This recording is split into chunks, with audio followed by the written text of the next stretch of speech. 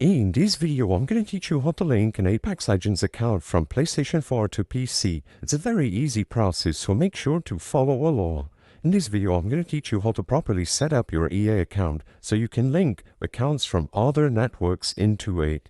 Now, all that you have to do to start this process is visit that EA Help website. Through a web browser, you can go to help.ea.com or look for EA Help on Google.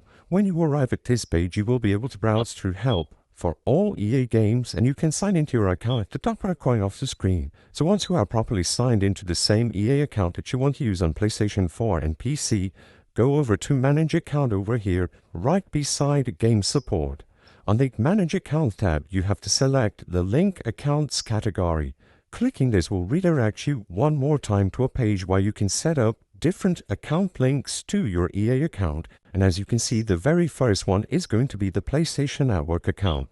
You have plenty of other options, for example, Xbox, Apple, Steam, Discord, Amazon, Google, Facebook, and finally Twitch. But if all you want to do is link your Apex Legends from PlayStation 4 to PC, click Link at the right side of the PlayStation Network, and a new prompt will appear.